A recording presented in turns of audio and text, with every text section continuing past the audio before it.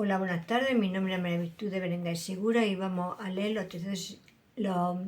a solas con Dios. Venga tu reino. En los últimos años hemos sido testigos del rápido declive de más de 150 años de una fuerte influencia bíblica en los Estados Unidos de América. Hace unos cuantos años atrás, alguien sugirió que estábamos viviendo en los Estados Unidos de América, en la época postcristiana, aunque en ese país se lucha para merecer el título de cristiano nominal. Hoy en día es más una nación subcristiana. La gente asiste a los servicios religiosos y dice que cree en Dios, pero en el mejor de los casos se acogen a un ateísmo práctico y a una moralidad situacional, cualquiera que sean los vestigios de la religión cristiana que aún quedan en esa cultura. Se han vuelto débiles y comprometedores, si es que no son propios de alguna secta o grupo apóstata. Esta nación ahora ratifica, por medio de los cuerpos legislativos y las cortes, una agenda específicamente anticristiana. Cualquier cosa particularmente cristiana ha sido prácticamente eliminada bajo el amparo de igualdad de derechos y libertad moral. Los estándares divinos y moralidad bíblica que esta nación acogió una vez son agredidos constantemente. Ahora reina la libertad moral. El materialismo y la desintegración de la familia son una epidemia. Los abortos, perversidades sexuales, drogas y el crimen abundan desenfrenadamente. Los líderes no saben qué hacer porque no quedan estándares para proveer controles a estos problemas. Para aquellos de nosotros que recordamos el gran avivamiento de los años 70, el libertinaje de los años 90 es entristecedor.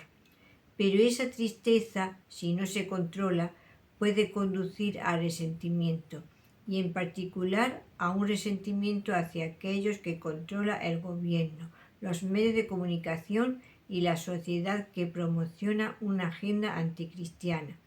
Lo que más me preocupa, no obstante, es la hostilidad abierta que a menudo fomenta ese resentimiento contra el liderazgo de la nación. Cuando esa actitud se junta con la perspectiva de que los cristianos deberían impactar la cultura legislando la moralidad, se desvía severamente a la Iglesia de su propósito principal. Aunque cambiara nuestra sociedad llamándola a que regrese a una moralidad más segura, es una meta noble. Esa nunca fue la meta de Cristo para su Iglesia.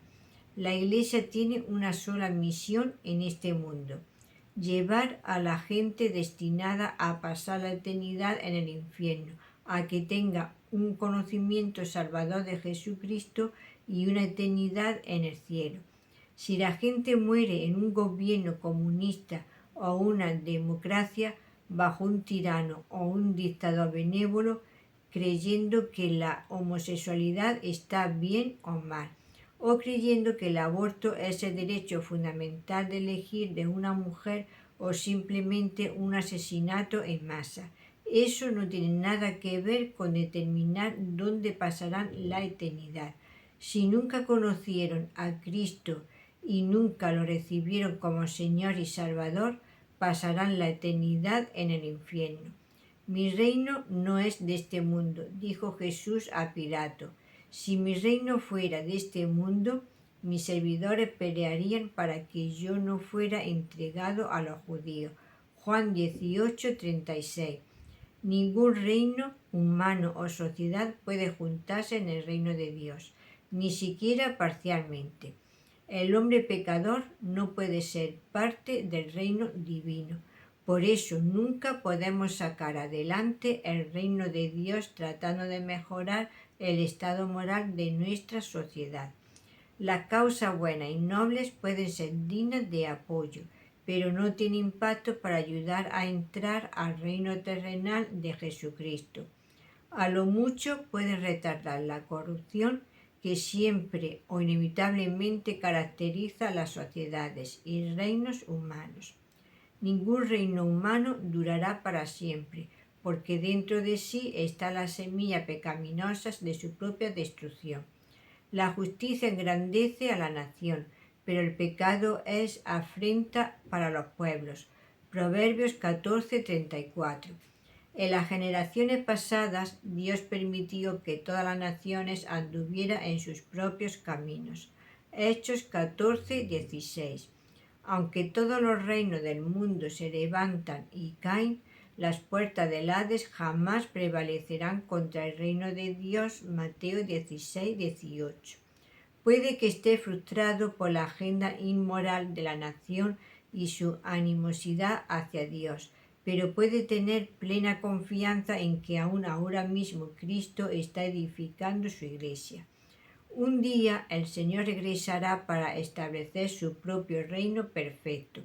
Entonces finalmente alcanzaremos lo que tanto hemos ansiado y lo que los discípulos de Cristo del primer siglo desearon: ver a Cristo gobernar sobre la tierra y la gente del mundo doblar su rodilla ante Él. El escritor de himnos del siglo XVIII, francés Abergal, capta hermosamente ese sentimiento en estas palabras dirigidas a Cristo en su venida a la gloria.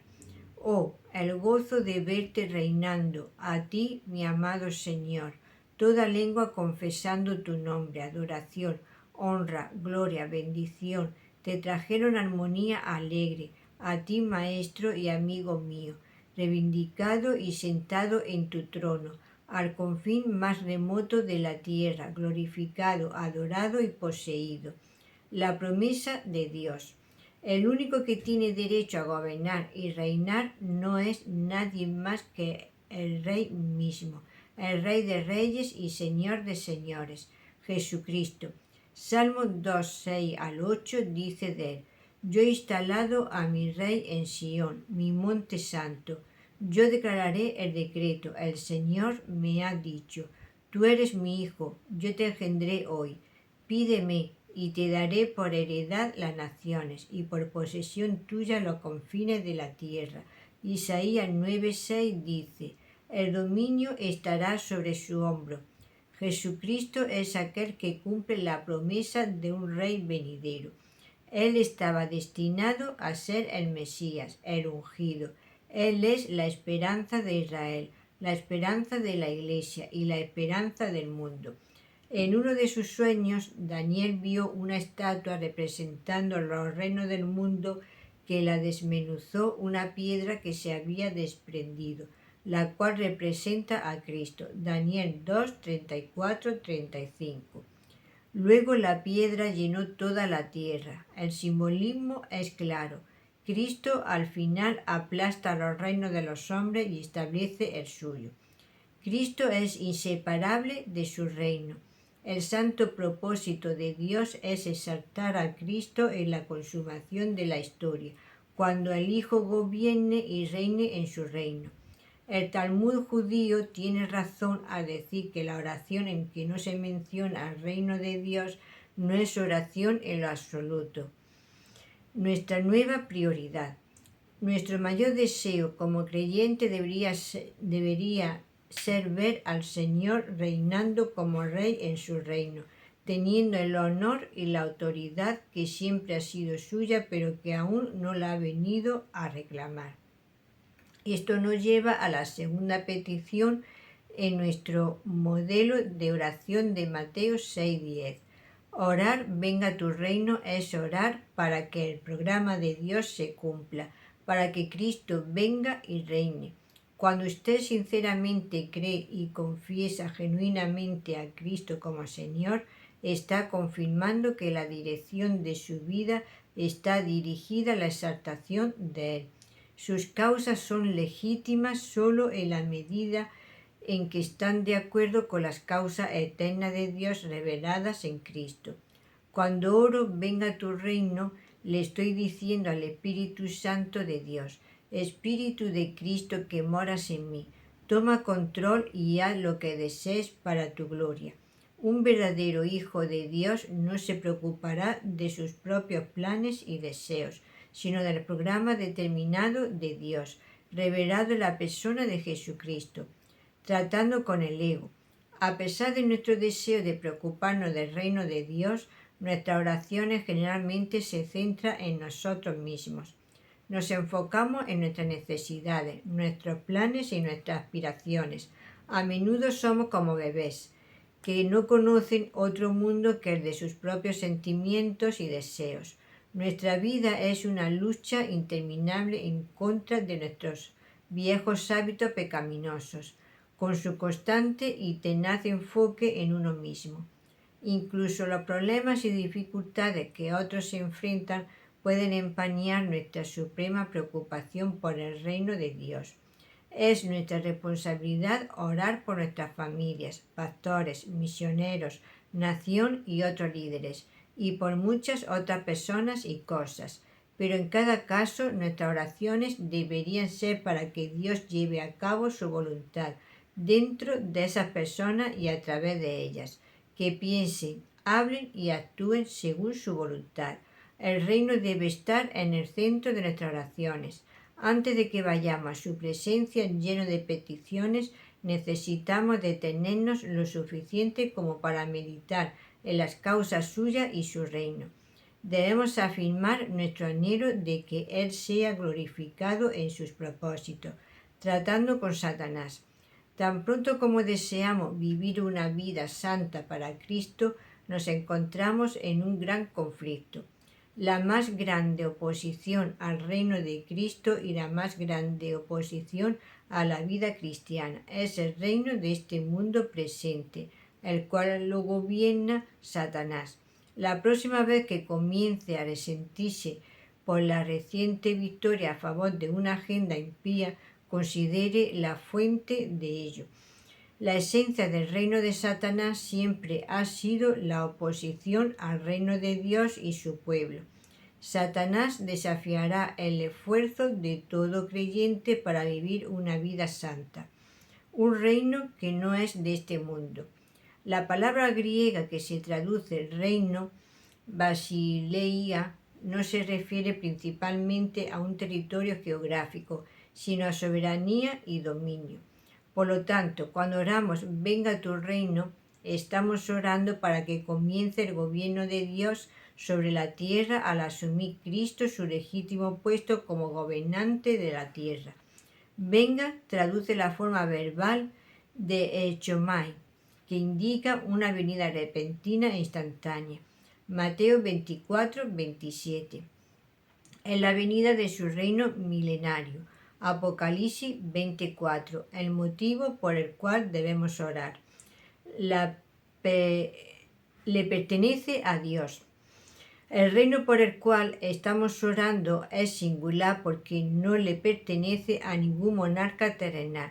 Le pertenece al Padre nuestro que está en los cielos. Mateo 6:9. Como creyentes ya no somos de este mundo. Juan 17:14.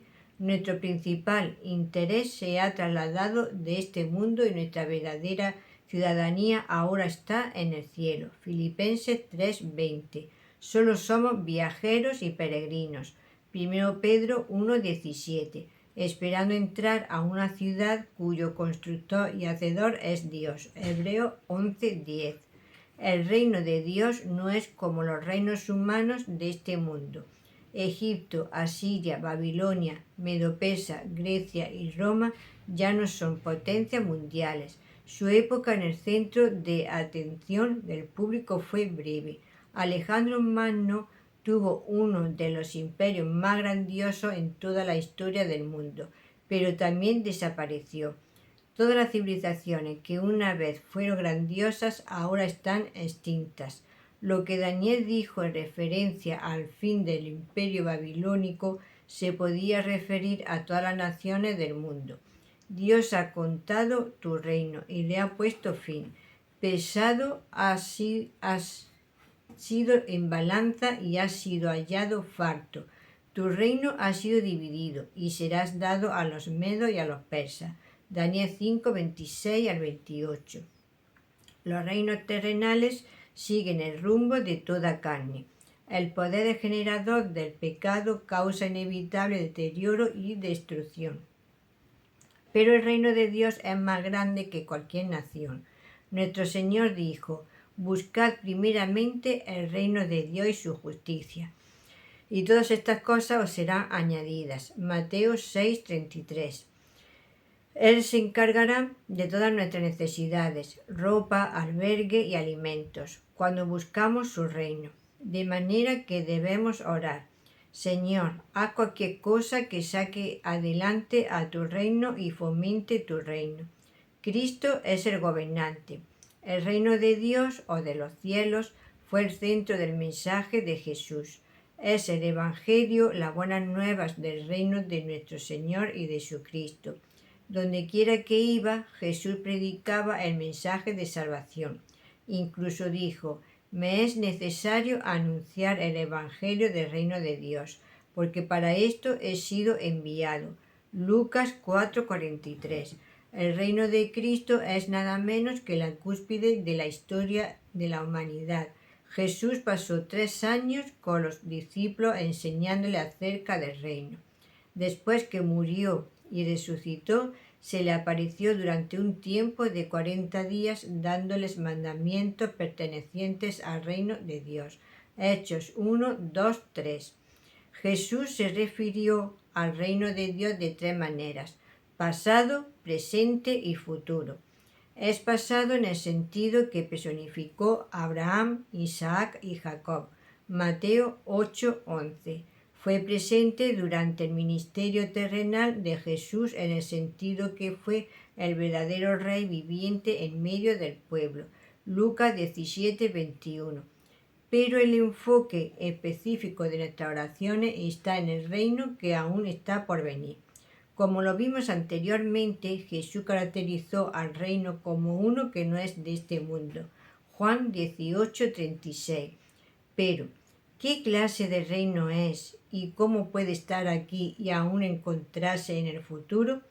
Necesitamos examinar 2 aspectos del reino. Es tanto universal como terrenal. El aspecto universal: Dios es el gobernante del universo. Él lo creó, lo controla y lo sostiene. James Orr comenta: por lo tanto, está reconocido en las Escrituras.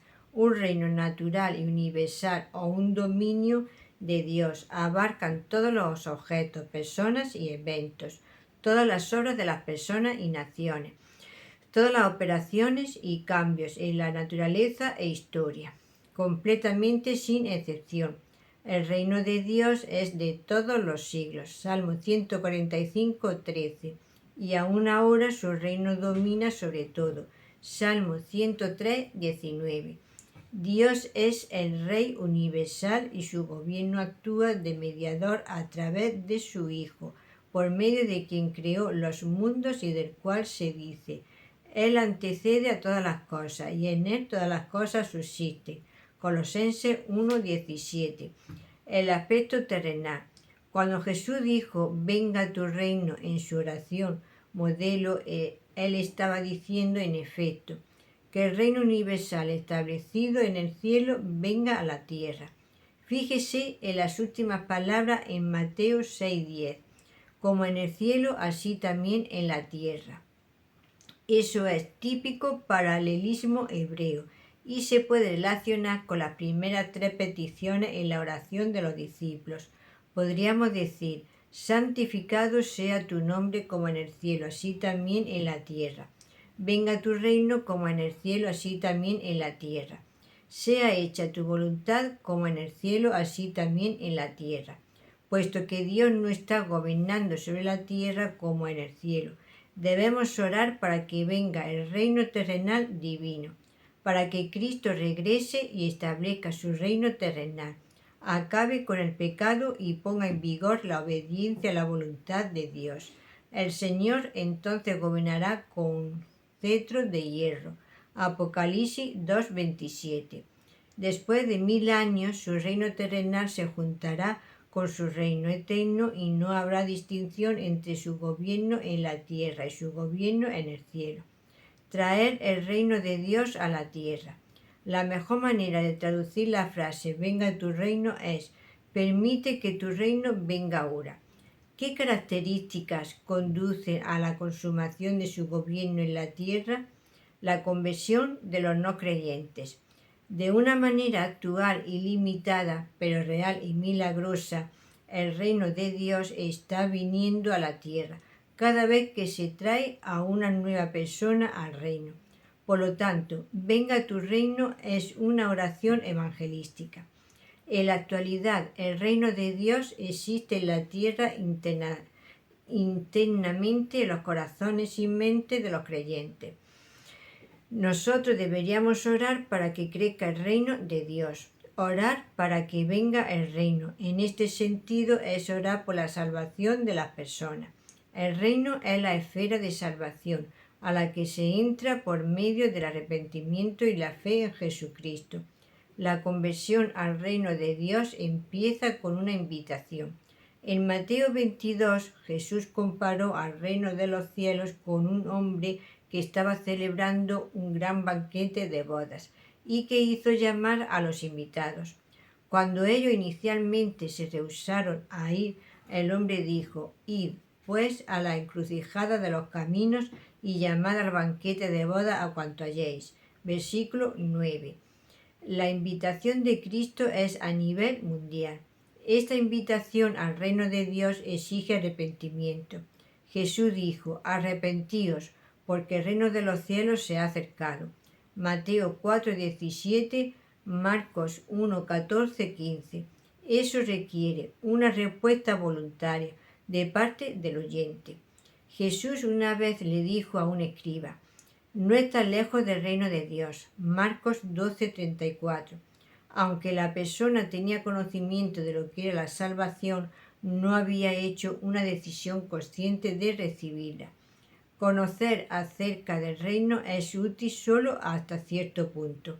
Si alguien desea que Cristo gobierne en su corazón y mente, debe responder a lo que sabe.